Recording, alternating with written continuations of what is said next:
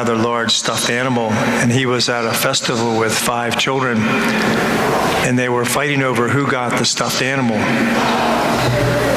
And he calls them together and he says, whoever answers all 3 questions will get the stuffed animal.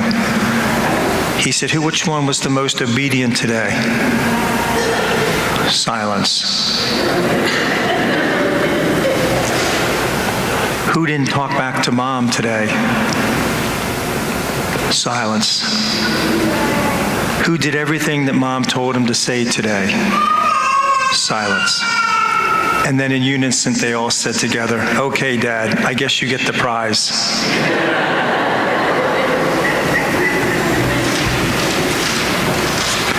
Today we celebrate Father's Day. And it was interesting. Do you know what president signed into legislation that this would be Father's Day? No? It surprised me. Richard Nixon in 1972. Other presidents have tried, but Richard Nixon was the one who signed it into practice. The very first Father's Day talk was done at a church. It was a Methodist Episcopalian in West Virginia.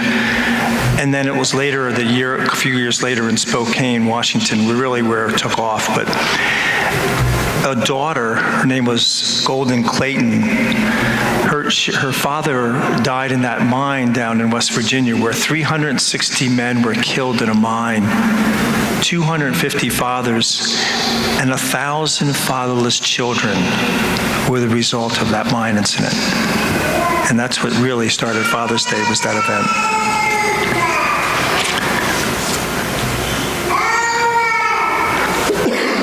Excuse me. James Dobson, who some of you may have heard of him, he had a ministry called Focus on the Family, wrote some wonderful books, great speaker, and just did a lot for family values in America. He has since retired, but he took his 2 children and his wife skiing, and he said, when they got up in the morning, it was a disaster. He said the kids were fighting from the second they got up. And then as they were pulling out of the parking lot, the daughter forgot something, so they had to pull back in. They were pulling out again, the son had to go to the bathroom, they pulled back in. And then they continued to fight the entire hour trip. And as they were getting out of the car, there was all sorts of hustles. He drops them off, parks the car, he said, a mile away. And he said he was waiting, they have shuttles, I guess, and it was similar, like, I didn't get the sense of it. It was like a large pickup truck with a back flatbed kind of thing. And he said, I prayed on the way to the shuttle. He said, my prayer was very simple. Lord, what am I going to do with these kids? So we waited in line, and there was a group of teenagers there. And in the group of them was another girl that was about the same age standing with her father, who was obviously mentally retarded. And she kept saying, whomever. They got onto the back of the truck, and she started saying it louder, whomever. And now the kids were starting to feel a little more uncomfortable and started making little remarks. And one of them actually made a remark to her that the father overheard, and they kind of were pushing him off to the side. The father didn't respond to the remarks verbally to the kids. He simply took his daughter in his arm, put her head to his chest, and gave her a kiss on the forehead, saying, yeah, babe, whomever. And James Dobson's sitting there watching this whole scenario, thinking to himself, here he didn't have one good thought about his kids all morning. And here's a man who has a mentally retarded daughter, and she obviously means the world to him. And she thought, wow, what a dad. What a dad. And I thought, that's what a dad is. The wife and the children mean the world to them. Mean the world to them. There was an old legend in Europe. It was in one of the Alps. And it was in this little community in the mountains, and then the only problem was they didn't have much farming or land available to farm.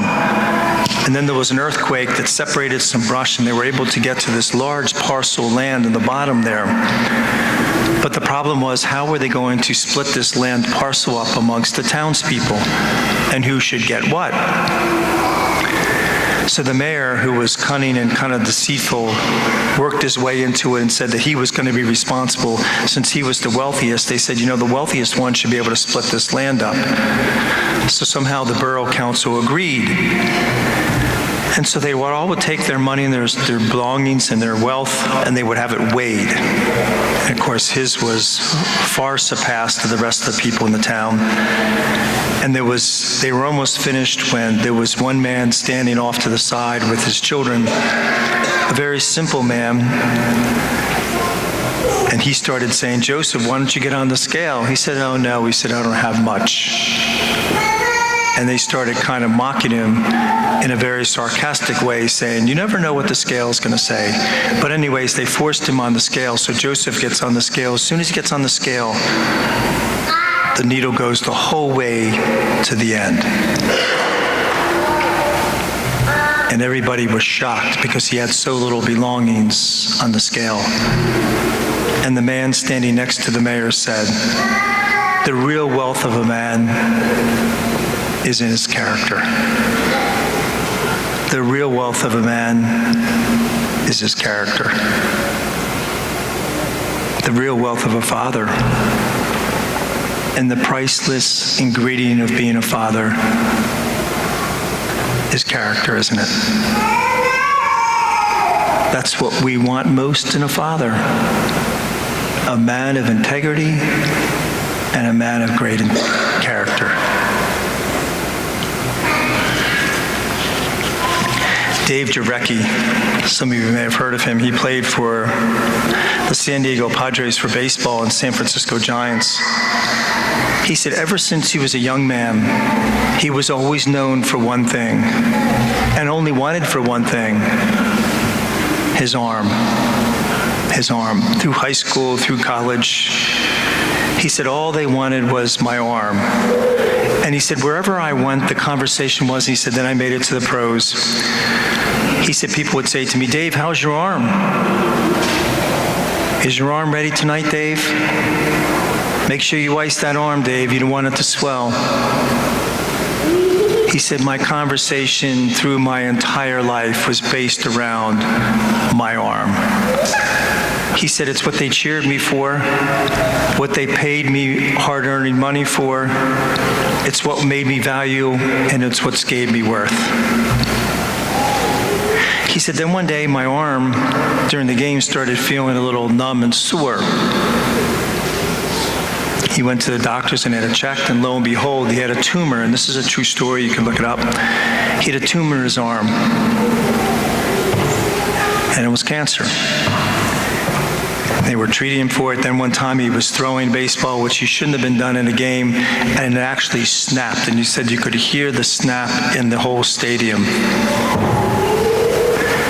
Eventually, he retired from baseball, and shortly thereafter, he had his entire arm up to his shoulder amputated. And he said, I woke up from that operation, and he said, how would my son react to me now? What about my daughter? Would she be embarrassed to be around me? And my wife? Would she be wanted to be married to a man who couldn't even tie his shoes? And would she even find me attractive?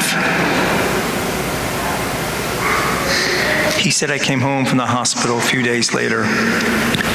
He said all Jonathan wanted to do was be around me. All Tiffany wanted to do was hug me. And Jan was just so grateful to have her husband back in the house. And I thought, the children and the wives don't care if you have an arm or not. They're just grateful to have their father in their house. And isn't that true? We're just grateful to have the Father in the house. And so today, my friends, we have great respect and love and honor for you dads who have done so much for all of us. God bless you.